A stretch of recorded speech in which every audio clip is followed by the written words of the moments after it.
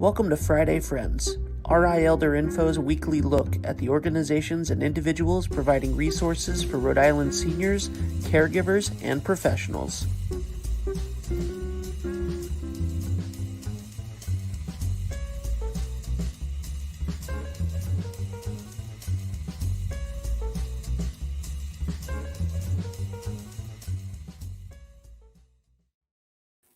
Good morning, everyone. It is a fabulous Friday out there. It is a little toasty. You are watching Friday Friend, and I am Deb Burton, the founder and creator of RI Elder Info and rielдerinfo.com. RI Elder Info provides the most comprehensive resources for seniors, caregivers, and the professionals who serve them. And our show here, Friday Friends, brings to you different organizations and people that you really need to know about because they're going to help you make informed choices about how to remain independent. We are a 501c3, so everything we do would not be possible without the support of our donors and our sponsors. So big shout out to Oak Street Health. They've had some amazing block parties in the last week.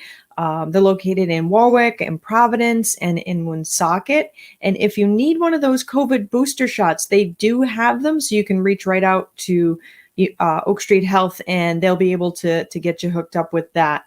I also have United Healthcare as one of our sponsors. We are really grateful for their support in helping us reach the community with the information that they need. There's also Tamarisk Assisted Living. It's a little assisted living facility over by the Warwick Mall. Give Susan Adler a call over there. Today is her 8-year anniversary for being at Tamarisk, and she will treat you and your family just like her very own. She's good people. Of course, this all wouldn't be possible without the magic of D&B Media happening behind the scenes. Ben Barber is awesome, and he makes sure that this flows well. And also for the England studio down in North Kingstown, they are the website developers for rielдerinfo.com. They make sure that the site stays up to date, up and running, and also make sure that we get the word out that there are activities going on that you want to participate in that RI Elder Info is doing. So today I am really excited to invite my two guests on. They are from the Southern Rhode Island Southern Rhode Island Volunteers. I'd like to invite Deborah Tanner and Lindsay Tanner up. Hi, good morning. Good morning, ladies. How are you today? We're great. It's a wonderful Friday, like you said. Yes. So tell us, what do the Southern Rhode Island Volunteers do? So we are a 501c3 as well, and we have 3 programs. The signature program for our agency is our Independent Agent Program. We provide services that help seniors in the southern third of Rhode Island to age in place. Those services include transportation, healthcare appointments, pharmacies, grocery stores, delivery services of groceries, perhaps food from food pantries, Meals on Wheels. And we also provide visitation. Right now, that's by phone since the pandemic. It's a little bit changed up. We also have a volunteer service, which provides volunteers to other nonprofits, as well as working in our own, and a disaster preparedness service where some of our volunteers just finished helping out at the shelter in South Kingstown, thanks to Henri. So it sounds like you have a lot of things going on all at once. And so do you do meal site deliveries? Do you what kinds of volunteering? Because boy, people can ask to do all kinds of things. So are you going to go out and, I don't know, help change the tire on a car or things like that? What kind of tasks are your volunteers able to do? So for the volunteers, we have a number of different things they could do. If it's, our premise is to keep people aging healthy for as long as possible. So if it's an active older person or anybody 13 years of age and older and they want to volunteer, for kids, it's pretty limited to different community events, helping out in offices, those kinds of things. For anybody 18 and over, they could potentially work at, say, one of our local historical museums like South County Museum or Gilbert Stewart Birthplace, those types of places as docents. They archive the historical artifacts that are at those locations. They might help in the office at those locations. Um, there's a whole host of other things, and I'm going to let Lindsay speak to that in a minute. But in our office, we also, in terms of the independent aging program, a volunteer could transport to a healthcare provider, the pharmacy, the grocery store, things that help with independent aging. Not out to go visit your friend or to go to dinner or something like that, but to something that's going to help you age in place, maybe to town hall, maybe to a housing authority, that kind of thing. The volunteers transport in their own private vehicles. We do provide a supplemental insurance coverage, and we provide mileage reimbursement. When we're doing delivery, it's delivery of Meals on Wheels, which comes into the county. We have a partnership with Meals on Wheels of Rhode Island, and then that gets delivered to homebound seniors. If we're delivering groceries, there's a multitude of ways that happens. It's either an individual volunteer goes and shops and then delivers them, or we have a program with a local grocery store where people call in their orders one day and the next day they get the delivery of the groceries. So it really, in terms of that program, it's very flexible. It's about the volunteer's time, interest, that kind of thing. And then, Linz, did you want to speak to some of the other opportunities? So before COVID happened, we had a bunch of different opportunities. We were working with over 50 other nonprofits. Wow. So museums, like Deb said, we were also in the hospitals, with the land trust agencies, food pantries, and then a myriad of other organizations that do all kinds of things all over the community. Through COVID, things definitely slowed down. Places weren't taking volunteers. People didn't want to volunteer. So as things started to get back to normal, we're still having a little bit of trouble getting the same amount of volunteers that we used to have. But we still are working on the museums and all of that. So at the Land Trust, people can help clean up trails. They have programs like at Kettle Pond. They do all kinds of nature programs inside, which if you are somebody who does know something about a certain topic, you can actually teach one of the classes, or you can just help out in the class. At the food pantries, we have people stocking shelves. We have people delivering food from the food pantries. We have people helping clients who are coming in for the first time and, setting that up, or people who have been coming and just need a little help around the facility to shop. We are at thrift stores like the one in the Johnny Cake Center in Westerly, making sure that all the shelves are full, making sure that, the clothes are with the clothes and the dishes are with the dishes. So we really try to find a little bit of everything so that no matter who comes to our agency, we have something to offer them that they are interested in. So it sounds like you guys cover the full gamut of volunteering. So when I think of volunteering, I always think of like the meal delivery and things for seniors, but it sounds like you have a wide variety of opportunities for folks to be engaged with their community and to support their community. So you can go teach a class, Right. if you're a subject matter expert. You even help coordinate the volunteers at the hospitals? So we don't coordinate that. The hospitals have their own coordinators. We just, when they either have a specific need, like if they have an event coming up, we'll find volunteers for that. Or if somebody comes in and they say, hey, I want to volunteer at the hospital, I have a list of all the opportunities, and then we get them into one of the orientations at the hospital, which in South Kingstown, Nadine is absolutely phenomenal with her volunteers. So once they get to her, she takes care of everything. Wow. So for your younger volunteers, so do you like work with the Girl Scouts and the Boy Scout groups and things like that? Not normally. Okay. Is that We an opportunity that maybe they could participate? definitely. So we have worked with other groups before to do like cleanup projects in parks, or if there's an event in the community, we'll go to, say, like the Lions Club, and they'll send a bunch of volunteers. So it's definitely an opportunity that we can work with them on. We do have church groups sometimes who come in. We have groups from URI who want to do community service activities. So we do have things like that. Do you ever find that you have more volunteers than you need? We used to. Yeah, Since sometimes. COVID, no.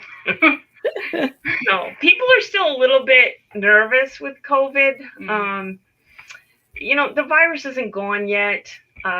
So people they're adjusting to, okay, what am I doing going forward? I think people over the last year or so are kind of reflecting on what's important to me. What do I want to do? What do I want to make a difference in? So I think you're seeing the face of volunteers change, and it's no different than like a number of businesses are struggling to find employees. So it's the same kind of thing, where pre-COVID we had something like 482 volunteers. Active volunteers. Wow. Now we have about 160 volunteers who are active. The others haven't gone away. They just don't want to go out and about while we're not in a pandemic anymore. We're still in a time of adjustment and concern around a virus that we're continuing to learn about. So, people rightfully so are making what choices are good for them. But there are still people willing to step up and help the community. For instance, we just did our summer events, which included the Charleston Seafood Festival. We provide some safety and help to the Chamber of Commerce at the exit group. Like, they do have beer and wine on the grounds, and you can't leave that festival drinking. So people, excuse me, you need to finish Even if that. you're walking home, you cannot leave with the cup. You have to finish the beverage here. And then we do the Washington County Fair in the Pomona Kitchen. We help to take the orders and stuff for the food. And those two organizations make very nice donations to our senior nutrition program. So while we're helping them, they're helping the seniors get the food they need to age in a healthy way. That's really important, and volunteering did seem a little roller coastery, I guess, throughout the pandemic, because a lot of folks found themselves with spare time because, for a while there, all business was closed. And so folks came out and they were delivering for Meals on Wheels and delivering for the senior centers and things like that.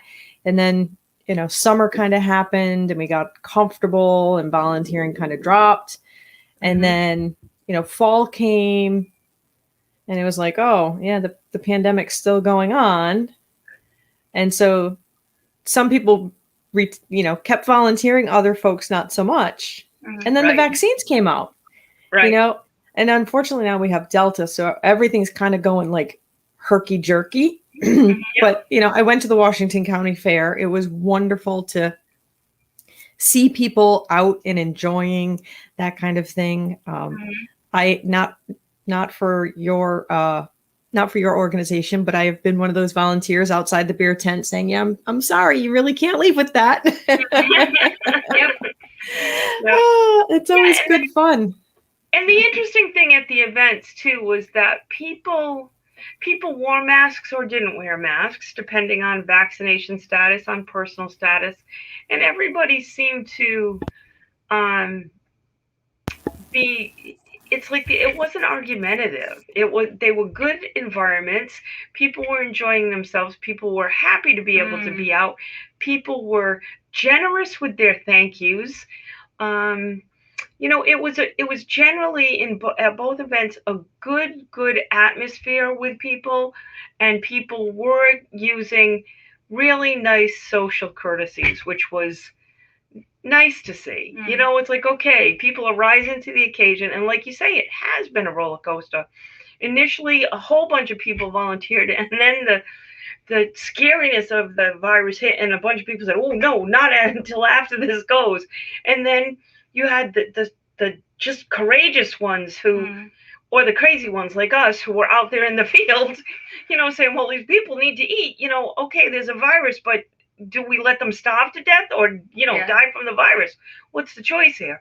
And a big portion of our volunteers are senior citizens who do have health issues like diabetes. So a lot of them couldn't really volunteer. It wasn't safe. Right. So. Yes. But it's like, it's amazing to me. I've been at this now 21 years and watching people step up, rise to the occasion, do what they can, and then say, okay, wait a minute, I got to take a break for a couple of weeks because I need to be concerned about this. And then come back and just, this is what a good community steward is. Your community is only a decent place to live, grow, work, play if you are engaged and you are helping to make it that way. That is a really important statement. Can you just say that again? Okay, so your community is only a good place to live, work, grow, and play if you are helping to make it that way and you are engaged. You are the community. Oh, I absolutely love that. I think people forget about their own responsibility to participate in life. I think it's amazing that you have opportunities to be a volunteer. So if you're an older adult, retiree, maybe you just don't work, maybe you have lots of free time, or you have a skill that you want to share with people, Southern Rhode Island Volunteers sounds like a great opportunity. What communities do you work in? What is considered Southern Rhode Island? The 12 southernmost communities of Rhode Island. So that's 9 towns in Washington County. So it's Westerly, Hopkinton, Richmond, Exeter, Charlestown, South Kingstown, North Kingstown, Jamestown, Narragansett, East and West Greenwich. And Block Island. We do have one client from Block Island. Do you get a lot of people who want to go volunteer on Block Island in the summer? I don't think I've ever had anybody who has asked to volunteer on Block Island or who has come from Block Island to say they want to volunteer over here. No, but the folks who live on the island, sometimes they have doctors that are on the mainland or they have other appointments here. So the only option for them is to hop on that ferry and get over here. And then they need to get transportation from the ferry to wherever they need to go. So, so we do have, and over the years, we've had 1 or 2 at a time. Islanders are pretty self-sufficient for the most part, though. Mm-hmm. Kind of a necessity to be over there in New Shoreham. Yeah. They didn't lose power. They took a direct hit of the Hurricane Henry and didn't lose power because they have their own electric system. Yeah. Yeah. So they're doing something right. There's something to be said about that independence. What was interesting with this storm is that, like, we lost power at our home until Tuesday. Normally, I don't lose power. I'm a little bit inland. And other people who always lose power didn't. So it's like, it was my turn. my turn. And that's kind of the thing living down here. And, there were trees everywhere. And, not that they're volunteers, but those tree guys are out there doing amazing work, and cleaning up the roads. And the electric guys. God, it's like, so, even though they're paid people, please, let's just remember that they're working to make our communities great. Oh my gosh, Pat Brow sending a message. Hi, Pat. She's been a volunteer here, or was a volunteer here for a long time. And as she chose to move on and do different things in her life through her life's journey, she has become a donor. So thank you. It's people like her that keep this place going. See, it is those folks who are just your regular, ordinary people who give of their time that can make such a huge difference in the lives of many. I mean, I'm it's not exactly a secret. I'm in North Scituate. So I usually lose power at the blink of an eye. I was completely prepared for Henry, and our power flickered once. That was it. Good for you. Yeah. It was your turn not to have to deal with it. Exactly. So for us to lose power for a few days, it's like, oh yeah, there's trees blocking the road kind of thing, and you just get used to that. And you're right, the linemen and the tree folks that are out there like cleared it all through. I'm really impressed with the resources that they gave. But you know what I also heard were in the cases of trees coming down in individuals' yards that didn't have the ability to get them out of the way, is neighbors coming together. Yes. I had heard a story of an individual who had a tree come down that blocked their door so they couldn't get out of their house.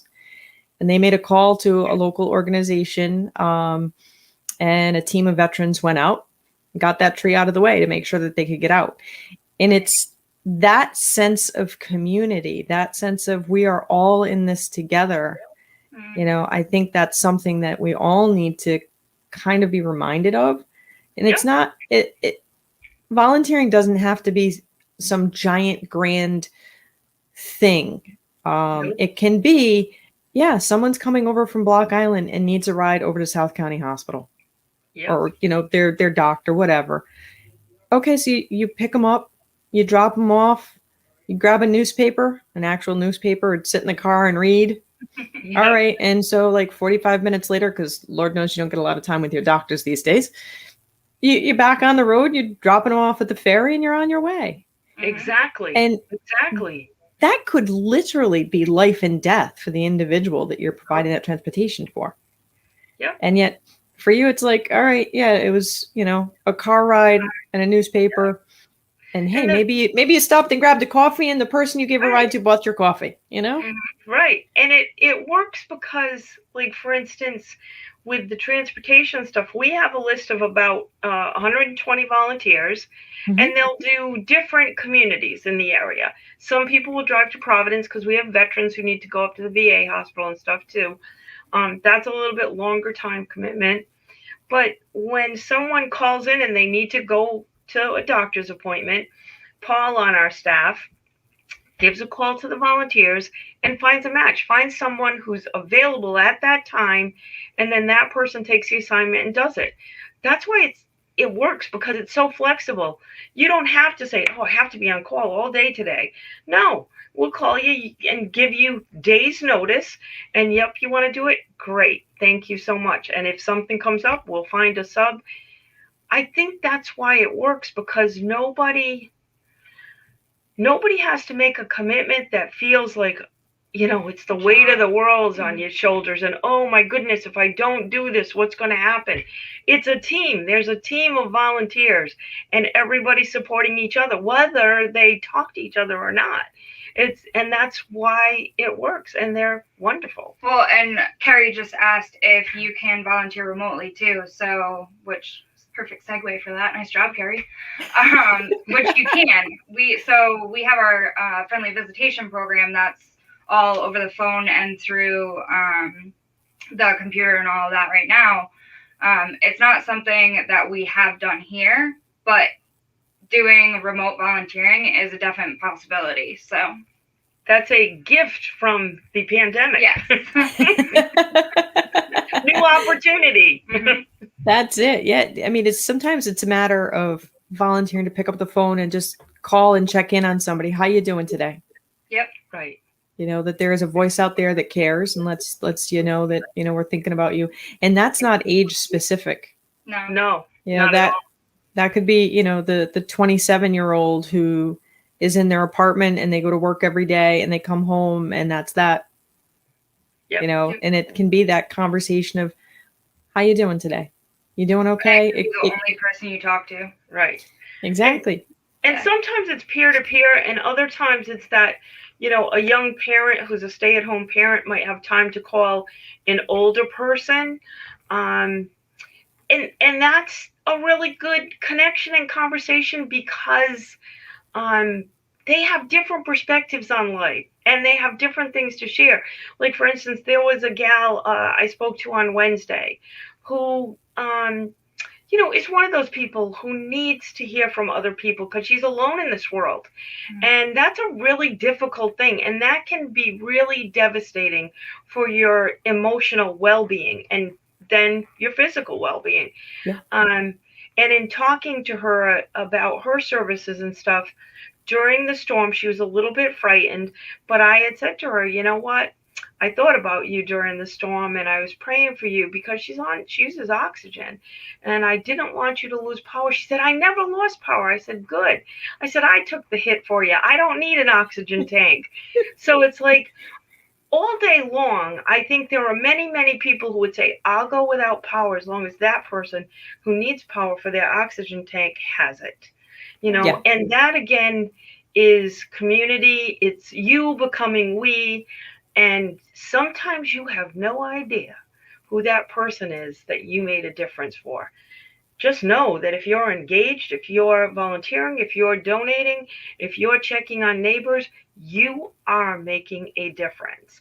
And even if all you ever do is make a difference in one life, congratulations, you've been a success. And I think it's important for the younger generations too. Like yesterday, I had to go deliver Meals on Wheels, which, sometimes we have to do that. I was at a woman's house for an hour and a half just while she talked. And I learned some of the coolest things I have never known. She has been to every continent. She took a safari in Africa, and she's 86 and has the coolest life in the world. And all she could say was that people have been so good to her, and that's how she got where she is. So for me, it's an hour out of my day, but I got to learn so many cool things and learn about so many cool places. So That is awesome. And there's so much to be learned when you have a conversation with someone. Yeah. I can see the potential of making connections for our older adults and our new parents who are also often isolated. Yep. And you're home alone with a new baby who is crying their head off. And you're trying to figure this all out and thinking, how do I do this? Right, And could the older adult, be a mentor? Sure, there's that possibility, but could they be just a voice to talk about something other than whether or not the baby slept through the night? Absolutely. Yeah. I think that there's a lot of opportunities. I love what you guys are doing. I love, I just feel connected to you guys. Like, I understand you're very straightforward. Like, these are the needs. This is what has to get done. And one way or another, it has to get done. And I love that about the Southern Rhode Island Volunteers. What do you guys need from the community in order to keep going and grow? How can the community help you guys? We always need volunteers. Nothing can happen without the volunteers, because if there weren't, what we're doing has a value in terms of human hours of $1.5 million. Who's going to pay for that? We don't, everybody talks about budget problems and costs and stuff. If we had to pay somebody for everything the volunteers here are doing, it's $1.5 million. Our annual budget is $200,000. That's a pretty good return on your money, but only because people volunteer. So the time and commitment of the volunteer, I cannot stress enough how important that is. Volunteers are an absolute vital resource. They're not a luxury. They're not they're volunteers. It might be nice if they come. They are a critical need to our communities, and they deserve to be honored and respected for what they're doing, because without them, we can't afford to live anymore. Volunteers are, and you can give an hour a week, an hour a month, 10 hours a week, volunteer twice a year.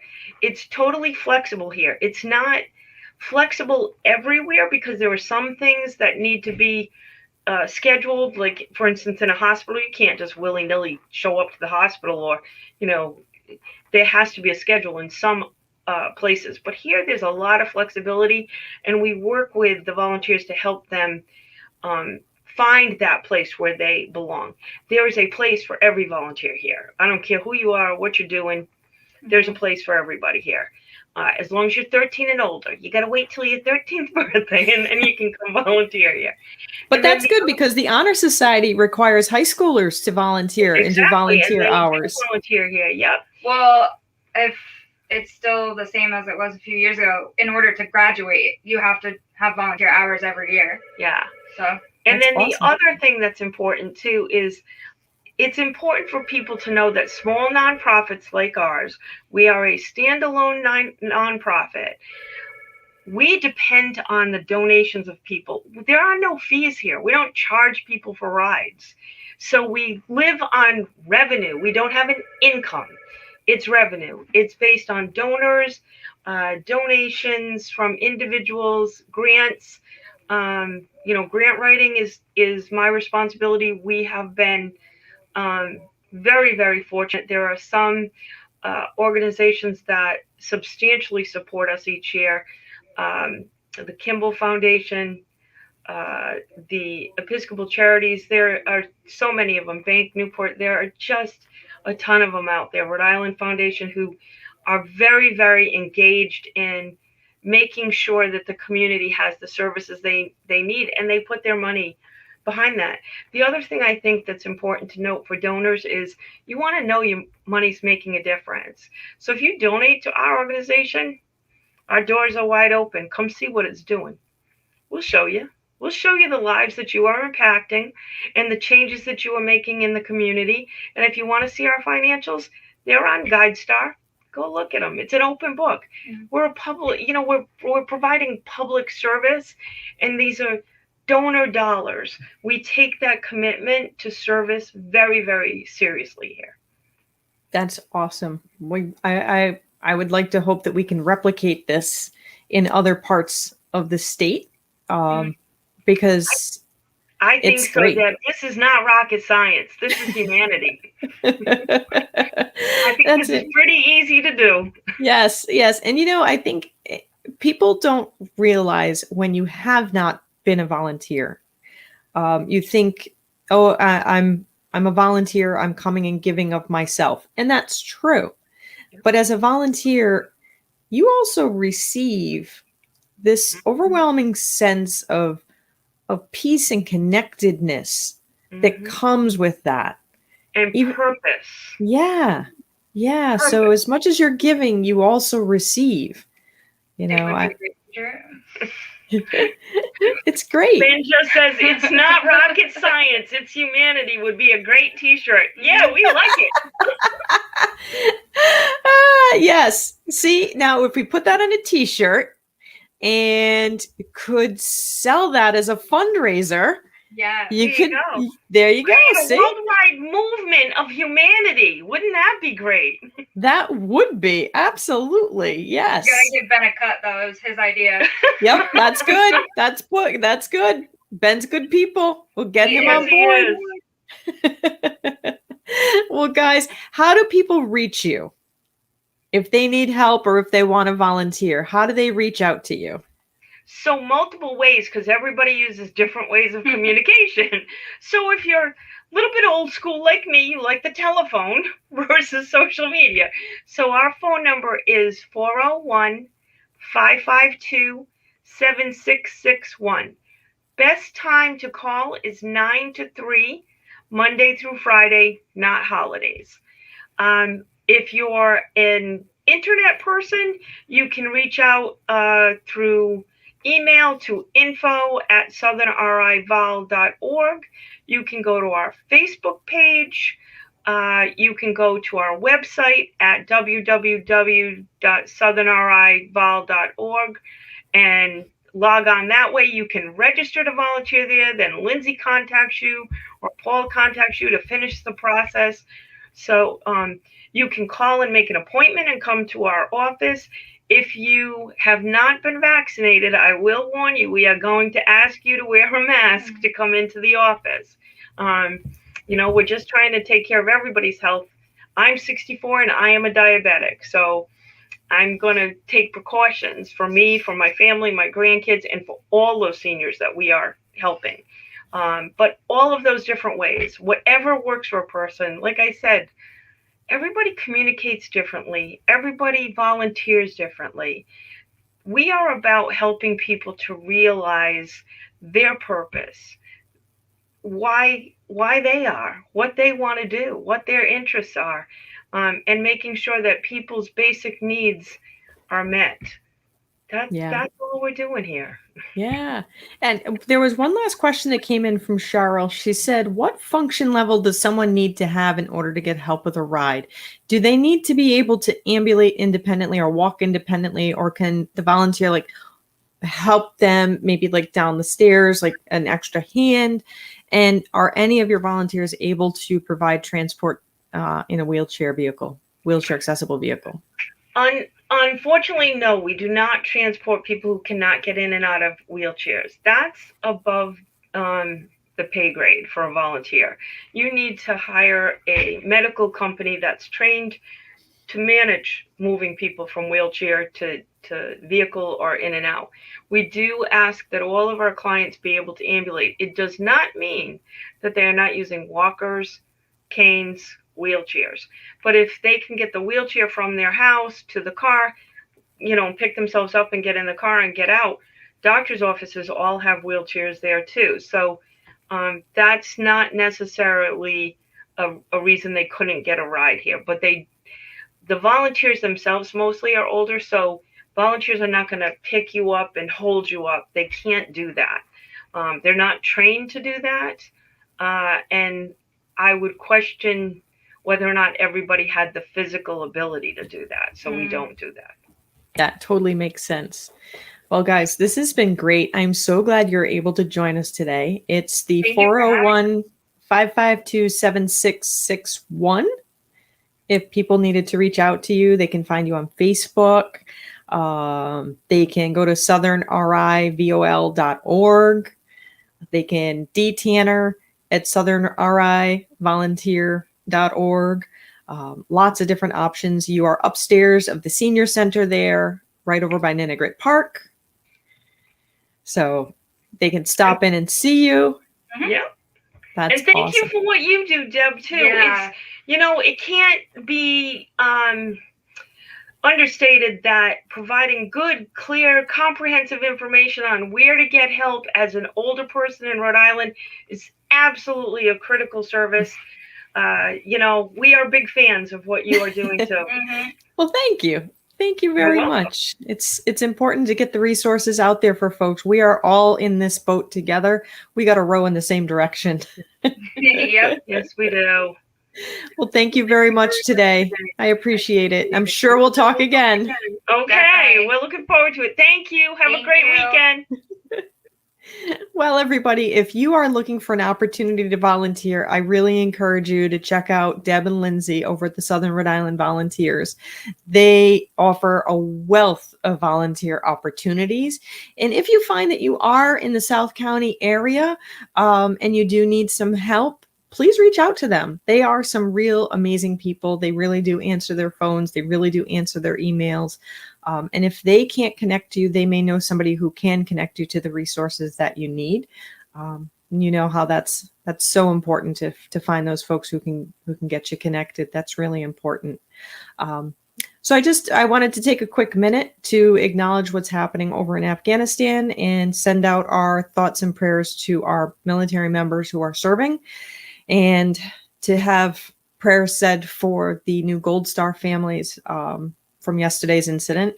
So I didn't want to spend a day and not discuss that.